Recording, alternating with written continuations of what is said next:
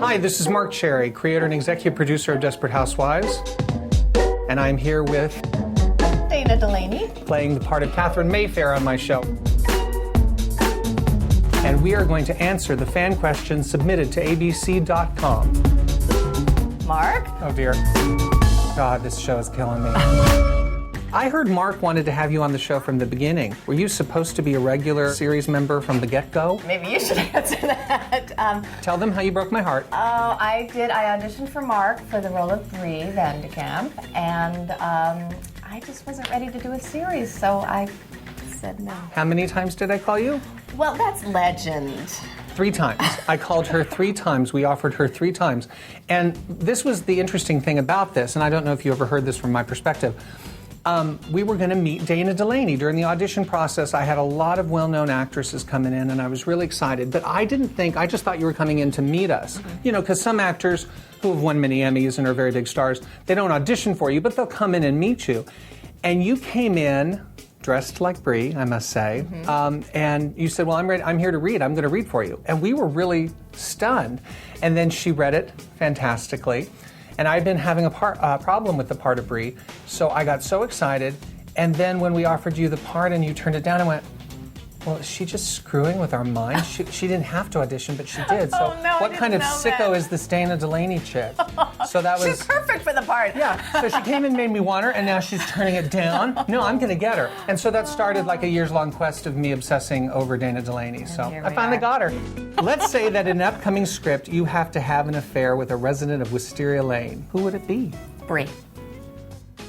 Bree. We've discussed it. We're ready. Okay. We're madly in love with each other. Sometimes I don't want to know things going on in my show. So this is why this is sometimes uncomfortable. What other disastrous events like the supermarket hostage, tornado, and fire are planned for upcoming seasons? I pretty much have run out of big group disaster situations. I think the fans are catching on to me a little. I have something unique planned next year, an episode where we go back in time and see Desperate Housewives, you know, like it was in the first season. And we'll take that walk down Wisteria Lane sometime in the sweeps. I'm gone.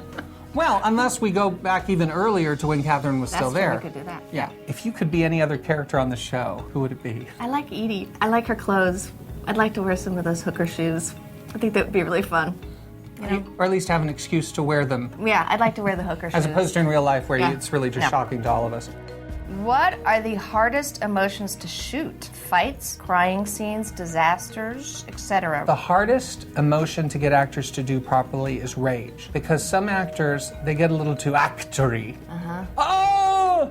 And it can be just, you know, a little hard to watch, you know. And I think that's probably true of the emotion rage in real life, too. The easiest emotions, I think, to shoot are just kind of bitchy quips. Yeah, it's true. My cast is really good at that. Yeah, it's weird, isn't it? Yeah. What type of scene is the most challenging for you? Is it being ruthless or being vulnerable? I think being vulnerable is much harder to do, because ruthless, you're going after something. Vulnerable, you have to reveal something. So you have to, that's personal. So you have to reveal something personal. Although, of course, I kind of like that, too.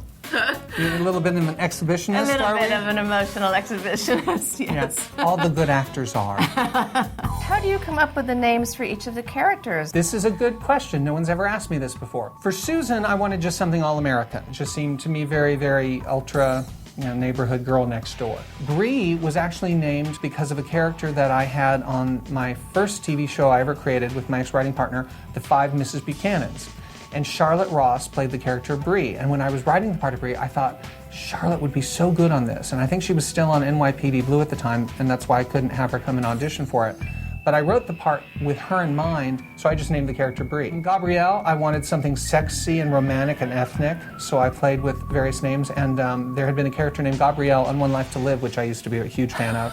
So I stole it from that. Character, do you remember yes. that? Which, by the way, this is a complete sideline, but when Marcia Cross came into audition for Desperate Housewives, everyone would always say to Marcia, oh, I loved you on Melrose Place.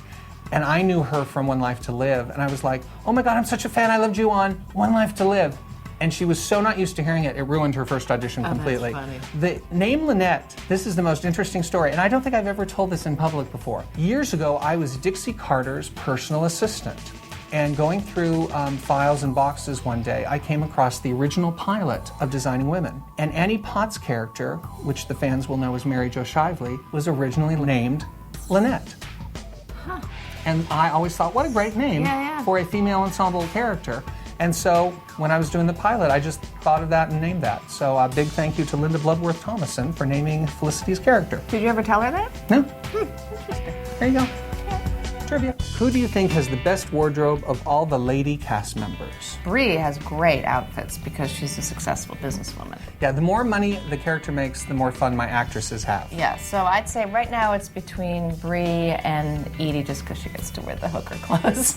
It's always with the hooker clothes with you.